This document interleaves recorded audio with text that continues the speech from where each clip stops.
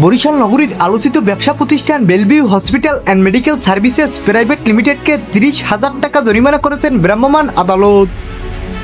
এই প্রতিষ্ঠানের মালিক বরিশাল সিটি কর্পোরেশনের সাবেক মেয়র ও মহানগর আওয়ামী লীগের সাধারণ সম্পাদক সেরেনিয়াবাদ সাদিক আবদুল্লার আপন মামা কাজী মফিজুল ইসলাম কামাল।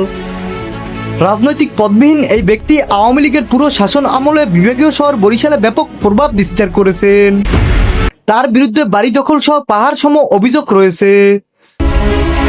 অত্যন্ত প্রতাপশালী কাজী কামালকে বেলভিউ হসপিটাল নিয়ে আওয়ামী লীগের শাসন আমলে তেমন একটা প্রশাসনিক ঝামেলায় পড়তে দেখা যায়নি।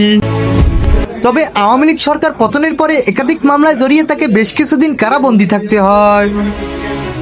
বুধবার বরিশাল জেলা প্রশাসনের নির্বাহী ম্যাজিস্ট্রেট মোহাম্মদ শাফিনুর রহমান আকেন্দের নেতৃত্বাধীন ভ্রাম্যমাণ আদালত কাজী কামালের মালিকানাধীন ব্যবসা প্রতিষ্ঠানে অভিযান চালালেন এবং জরিমানাও করলেন।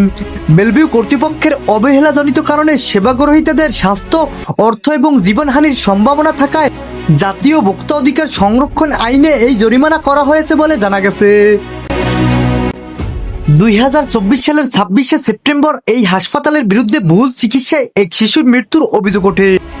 শহরের মহাবাজ এলাকার বাসিন্দা সৈয়দ হৃদয়ের 9 মাস বয়সী সন্তান রায়হান নিউমোনিয়ায় আক্রান্ত হলে তাকে 4 দিন পূর্বে 22শে সেপ্টেম্বর বেলভিউ হসপিটালে ভর্তি করানো হয়। দুদিন বাদে 26শে সেপ্টেম্বর দায়িত্বরত চিকিৎসক অ্যান্টিবায়োটিক বেনামাইসিড প্রয়োগ করার পরপরই বেশি অসুস্থ হয়ে শিশুটি মৃত্যুবরণ করে।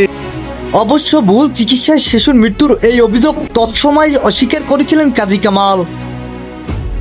বরিশালের সাবেক এমপি ও সাবেক প্রধানমন্ত্রী শেখ হাসিনার ফুফাতো ভাই আবুল হাসানাত আবদুল্লার শালক কাজী কামাল দীর্ঘ সময় ধরে ডায়াগনস্টিক এবং বেসরকারি হাসপাতাল অঙ্গনে এককভাবে প্রভাব বিস্তার করেন তিনি। তবে গত বছরের 5ই আগস্ট ছাত্র জনতার গণঅভ্যুত্থানে আওয়ামী লীগ সরকারের পতন হলে প্রভাবশালী এই ব্যক্তি ক্ষমতা হারিয়ে দুর্বল হয়ে পড়েন। এরপরে আত্মগোপনে থাকলেও গ্রেপ্তার হয়ে একাধিক মামলায় দীর্ঘদিন কারাভোগ করেন তিনি।